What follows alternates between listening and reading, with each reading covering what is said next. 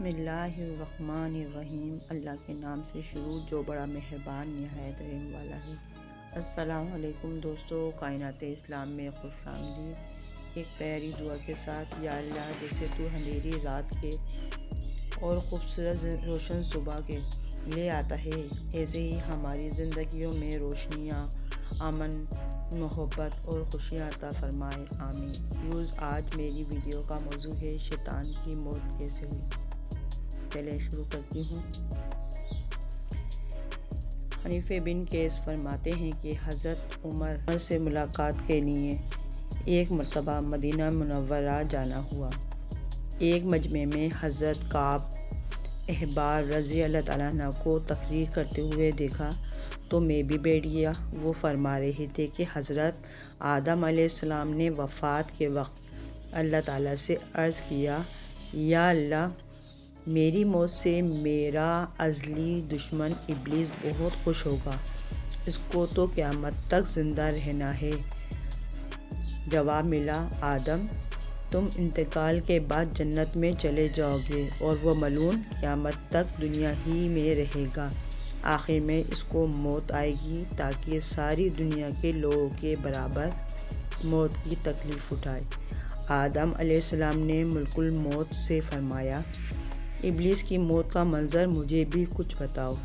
فرشتے نے سنانا شروع کیا تو وہ اتنا دردناک تھا کہ آدم علیہ السلام سن نہ سکے۔ فرمایا، بس کرو، اب نہیں سنا جاتا۔ اتنا فرما کر حضرت کعب رضی اللہ تعالیٰ عنہ خاموش ہو گئے۔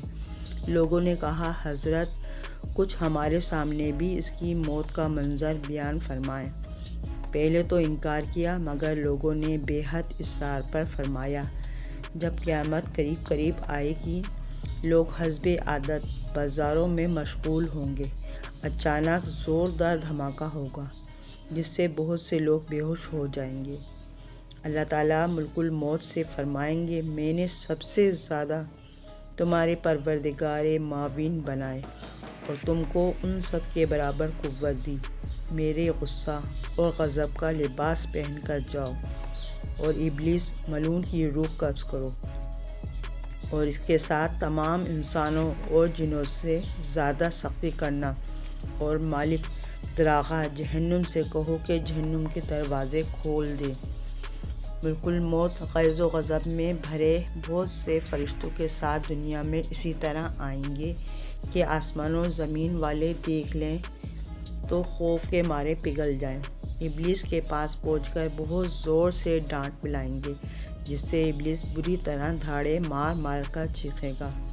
اگر دنیا والے اس کی آواز سن لیں تو بے ہوش ہو جائیں گے۔ ملک الموت ابلیس سے کہیں گے، خبیث، تو نے بہت طویل عمر پائی اور بے شمار انسانوں کو گمراہ کیا جو تیرے ساتھ جہنم میں جائیں گے۔ آج ان سب کے برابر تجھے موت کا مزہ چکھاؤں گا۔ تیری مہلت اور ڈھیل کا وقت ختم ہو چکا، اب تو موت سے بھاگ نہیں سکتا۔ ابلیس گھبرا کر مشرق کی جانب بھاگے گا تو کبھی مغرب کی جانب، لیکن ہر طرف اپنے سامنے ملک الموت کو پائے گا۔ سمندر میں گھسنے کی کوشش کرے گا تو سمندر نکال پھینکے گا۔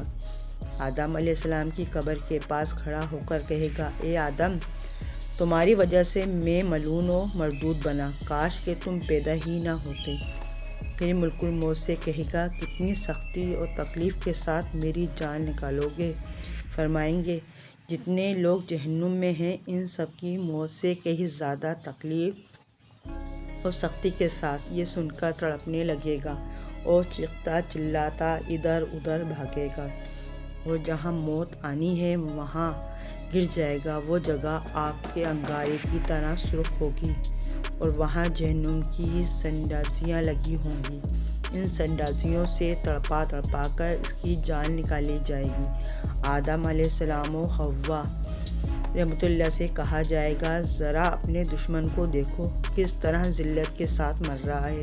وہ دیکھ کر خوش ہوں گے، کہیں گے، یا اللہ تو نے ہم پر اپنی نعمت مکمل فرما دی۔